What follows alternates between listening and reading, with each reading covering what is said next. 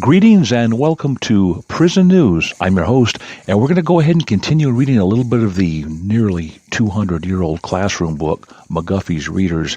Going to read a couple of those stories to see how children, not just inmate children, but regular children, criminals, and regular folks were taught how to read way back long ago.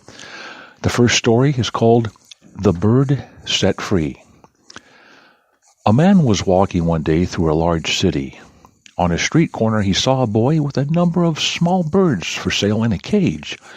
He looked with sadness upon the little prisoners flying about the cage, peeping, looking through the wires, and beating the wires with their wings, all of them trying to get out. He stood for some time just looking at the birds. At last he said to the boy, "How much do you ask for your birds?"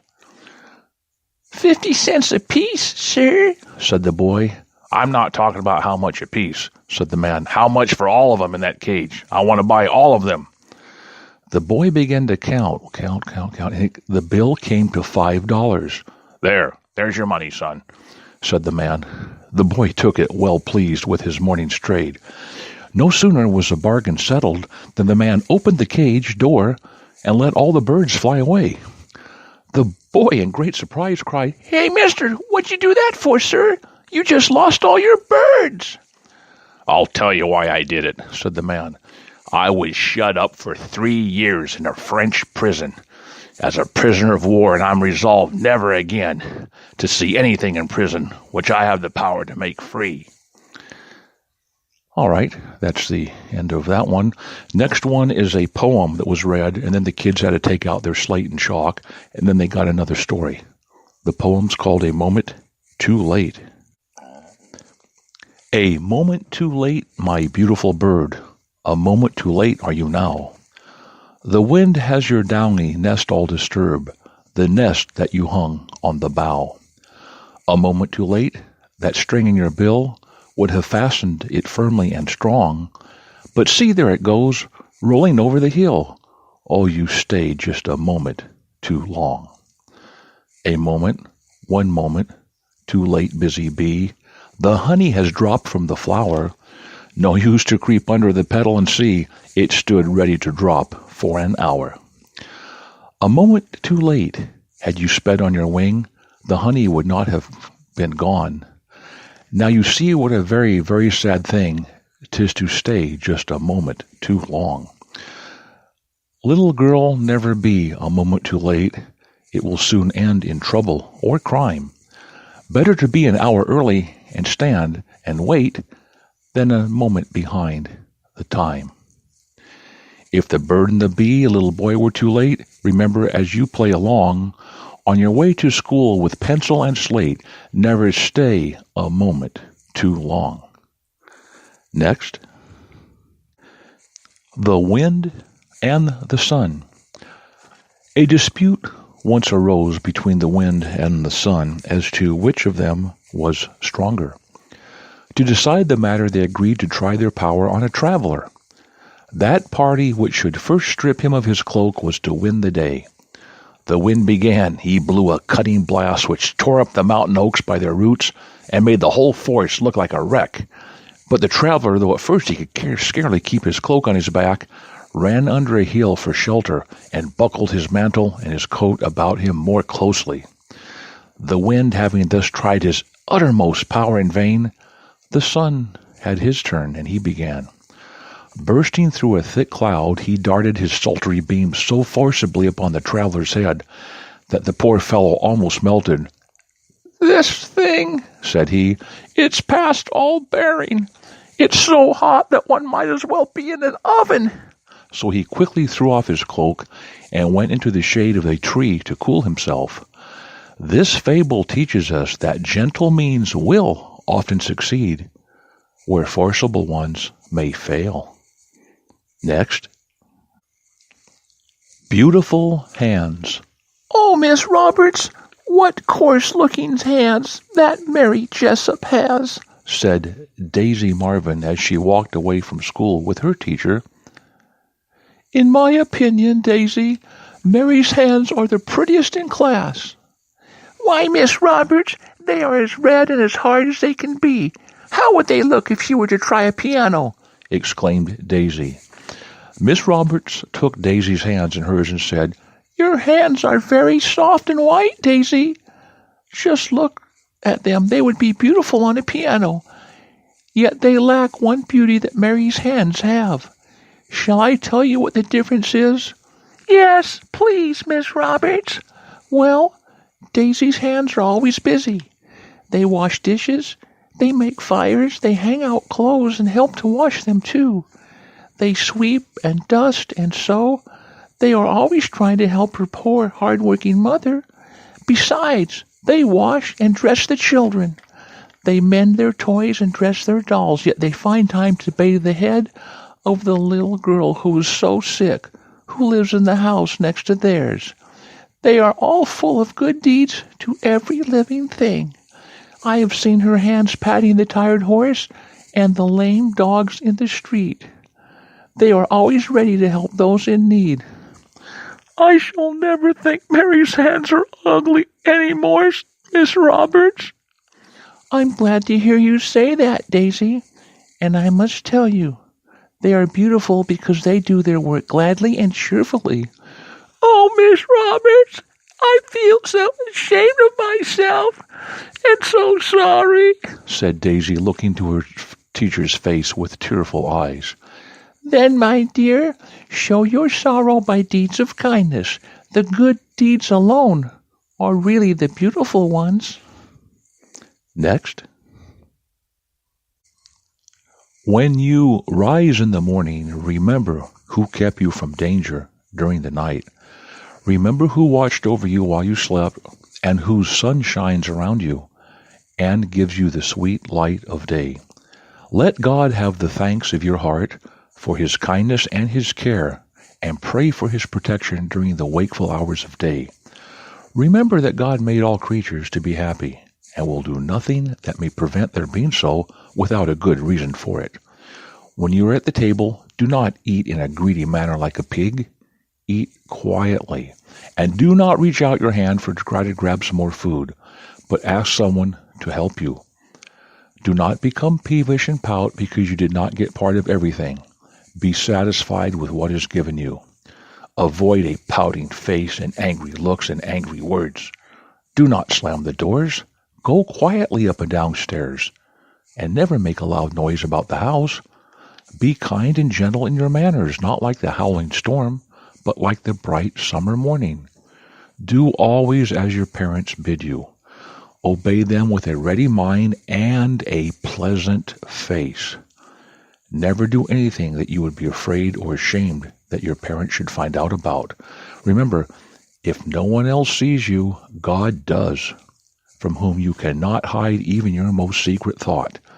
At night, before you go to sleep, think whether you have done anything that was wrong during the day, and pray to God to forgive you. If anyone has done you wrong, forgive him in your heart.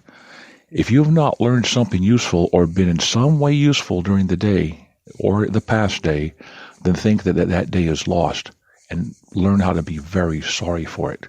Start learning how to do something useful every day. Trust in the Lord, and he will guide you in the way of good men.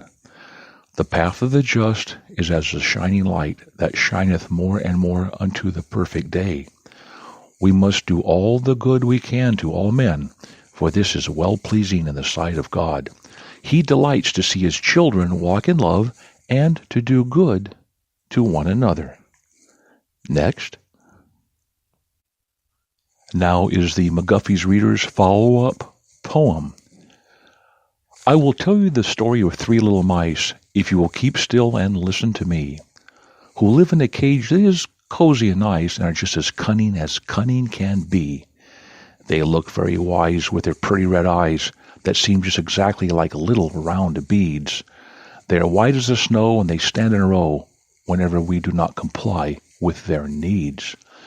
Stand up in a row in a comical way, now folding their paws as if trying to say please, now rattling the lattice as much as to say, "We shall not stay here without more bread and our cheese." They are not at all shy, and you'll find out if you try to make them run up their chamber to bed. If they don't want to go, they don't want saying will say no, though you tap with your finger each queer little head. One day as I stood by the side of the cage, through the bars that protruded a funny round tail, just for mischief I caught it, and soon in a rage its owner set up a most pitiful wail. He looked in dismay, there was something to pay, but what was the matter he could not make out. What was going and holding him so he wanted to go, to see what his brothers upstairs were about. But soon from the chamber the others rushed down, impatient to learn what the trouble might be. I have not a doubt that each brow wore a frown, only frowns on their brows are not easy to see. For a moment they gazed, perplexed and amazed, then both together to gnaw off the tail. So quick I released him, do you think that it pleased him? And he ran up those stairs like a gale. Next. One pleasant New Year's morning, Edward got up and washed and dressed himself in haste.